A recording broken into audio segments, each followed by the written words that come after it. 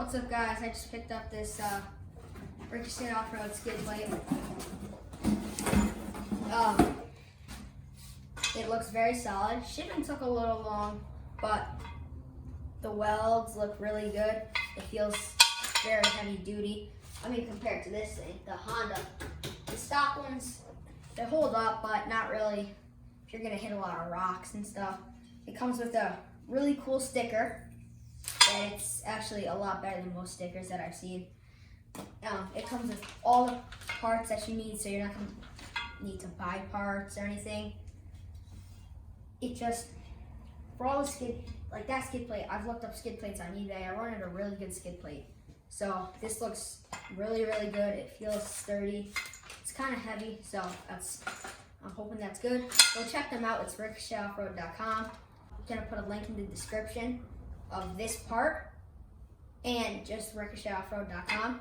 They make skid plates for the Honda 250EX and other stuff.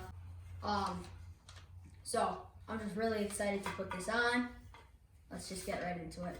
Alright, so first thing you want to do is get the back tires off the ground so you could get to this. I use ramps. You could use jack stand, a jack, a quad jack. But just whatever's easier for you. The ramps are really easy, so that's what I'm gonna do. So first, you're gonna wanna take the old skid plate off. You want a 12mm socket with a little extension. For me, there's only 2 bolts, but for other people, there might be a lot. There's only 2 bolts because I lost tons of them, and I never knew the right size. So, first, there is a bolt right here that you're going to want to take off. And there's a bolt all the way back.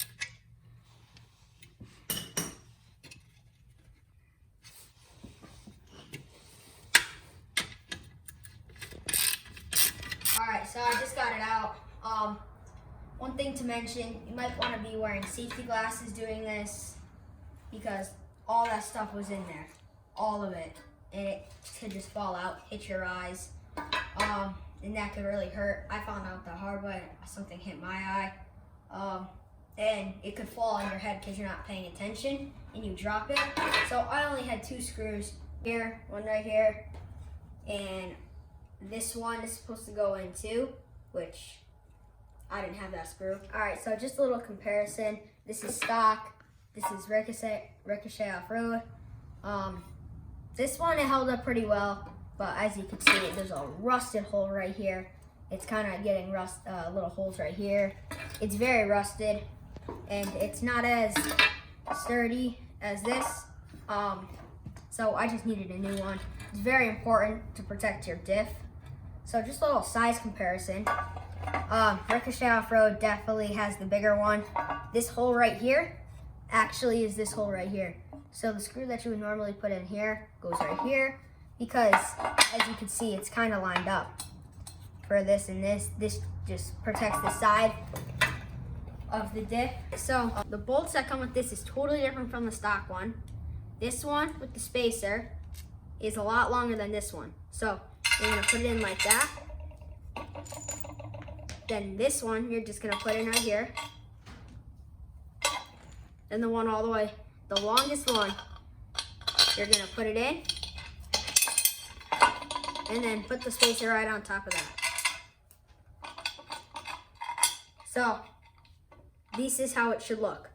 Alright, so now I'm going to be installing the Ricochet Off-Road skid plate.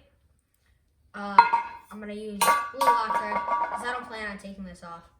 And it would be horrible if one of these bolts got lost on the trails. I'm gonna use a 3/16 Allen and a star bit. The Allen is this screw right here, and then the star is these. So I'm gonna go ahead and put this on right now.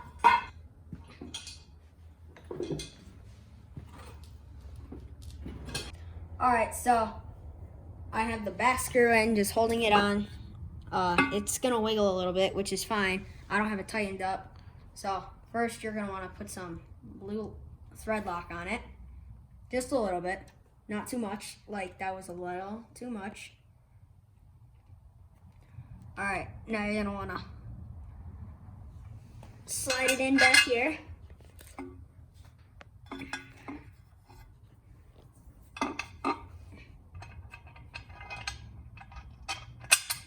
Put the spacer on.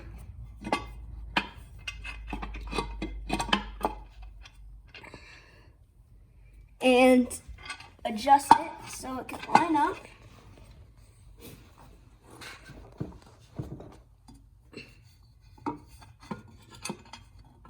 Now I'm gonna put this one in. That goes right here with the spacer. I'm gonna put a little thread lock on it.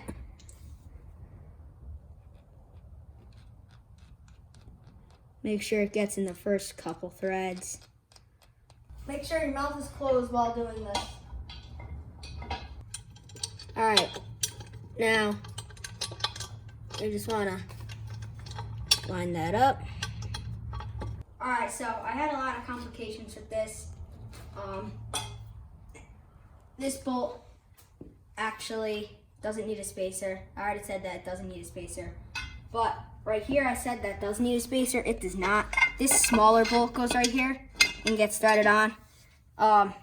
Actually this front one needs a spacer with the longer bolt. So here's gonna slide that in and hand thread it on. All right, so I had a lot of trouble with it. As you can see, I took the tire off here.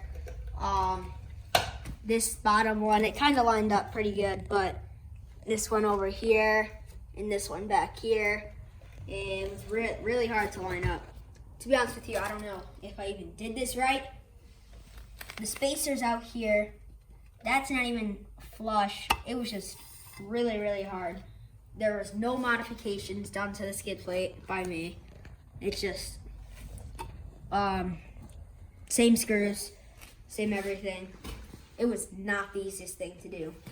Over here, as you can see, that's kind of bent up a little bit, the actual mounting plate.